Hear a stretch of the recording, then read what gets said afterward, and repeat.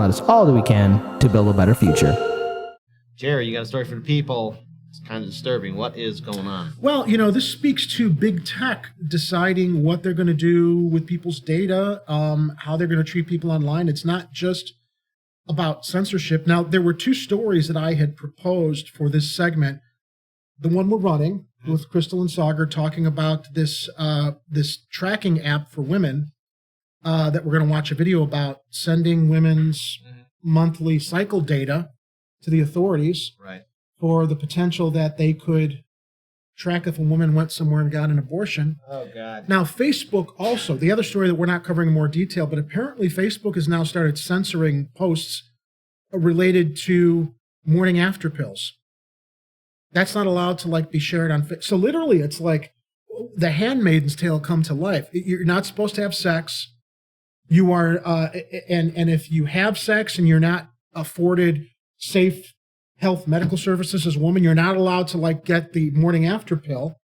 What just is so utterly shocking about all this is that the same pro-life Republicans who claim that life is so important while they're bombing abortion clinics, their concern for life ends when the child is out of the womb.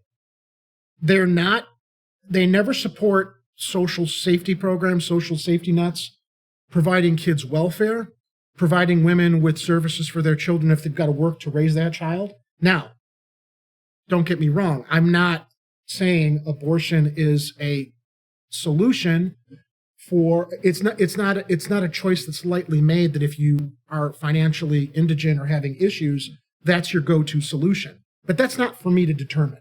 That's for a woman to determine. How a woman determines she wants to deal with her choice regarding whether or not, for whatever reason, she can carry the baby to term, raise it.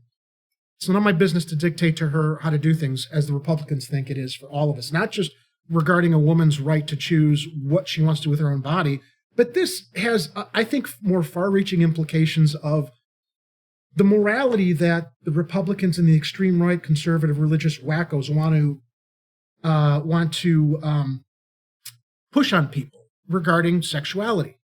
Right? At its core, pregnancy comes from people engaging in sex. Republicans are not that keen on people having a freedom of sexuality either. This is a further way to control that. But getting back to our story here, Crystal and Saagar bring up some information that they discovered regarding big tech furthering the war on women with sending data to abortion cops. So, Faze, if you want to run the video, we can talk more about it after we listen to what Crystal and Saagar report on.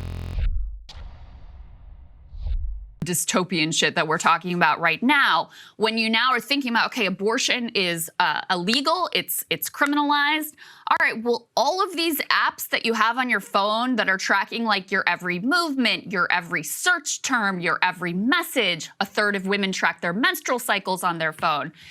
That data, is that now going to be given to law enforcement to prosecute people and to build a case against people who... You use an app. Whose fucking business, forgive my language, is it how you use that app to chart your as a woman, chart your monthly cycle? That's nobody else's business. And I'm sure in the legalese on the app, when a woman downloads it, she has no idea that the app is not only mining her personal data to sell, but probably completely in the dark that they would mine her monthly menstrual cycle to sell that data. I mean, it's inconceivable. It's yeah, okay, now they're going to use my name and address for marketing. But your monthly menstrual cycle is data that that they had a right to mine to this point now where they can go ahead and take that private medical information. And I wonder if this violates HIPAA. I just thought of the fact that, and now they don't get into it in this report here, but that is private medical information. Let's watch a little bit more of the video. And the thing is, to your point, too, before we do hit play, look, we've been saying this for a long time on Our Lens Media, and Chicago Corner, to an extent, has been talking about it, too. Yeah. Your data is being tracked. Yeah. Your data is being tracked. Anything you do.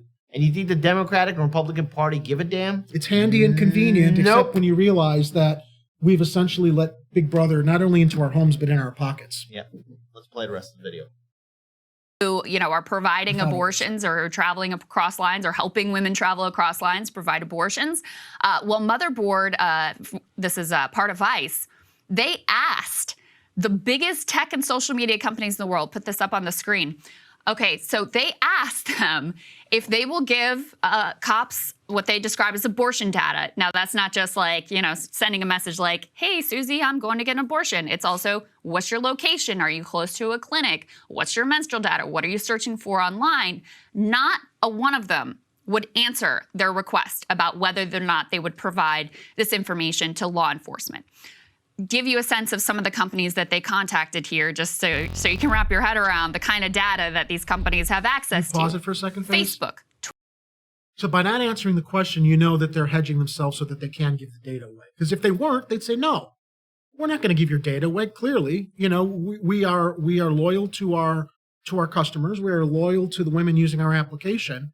Simply by the fact that they will not answer the question and say, no, we're not going to give it away, in my mind, it's very clear what the priority is going to be. And also, let's put down the video here, because here's the thing. Let's look at what's happening right now.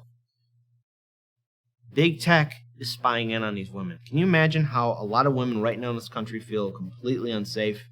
And the thing is, look, a lot of us have silently and obediently gave big tech permission to do this. But also, let's look at our politicians, for example.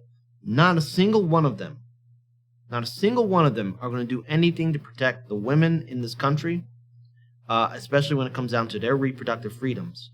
But also, let's look at the fact that the Democrats could have done something to stop this. They can always do something. They can and that's true. They could do something right now. They could do something now with their majority that regarding big tech deciding to share private medical information and, I don't know, like introduce some bills or some laws that say, you know what, despite the fact the Supreme Court has passed this abhorrent decision, we want to make sure that people's privacy is protected. And when this kind of a story comes up that shows that big tech is going to be complicit in enforcing what the Supreme Court has mandated, even though it's nobody's business, this is the type of a story we would hope that our elected representatives, not leaders, would look at and say, let's get on this. Let's make sure this doesn't happen. We are living in a nightmare world where somebody decided to click, copy, and paste 1984, The Handmaid's Tale, Fahrenheit 451, and Brave New World into one big book and say, hey, let's make this into real life.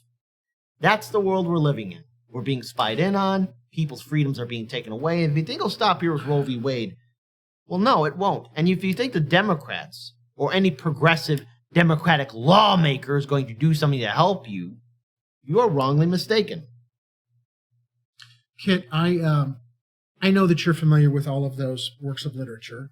I'm a little older than you. I grew up in the 1980s, and I recall reading these works myself in high school. It was required reading. And, me and my friends and fellow students would read these stories and be like, what great, it's a great cautionary tale. Clearly, we're reading this to make sure that it never happens. How could it ever happen in the land of the free, in the home of the brave? Here we are.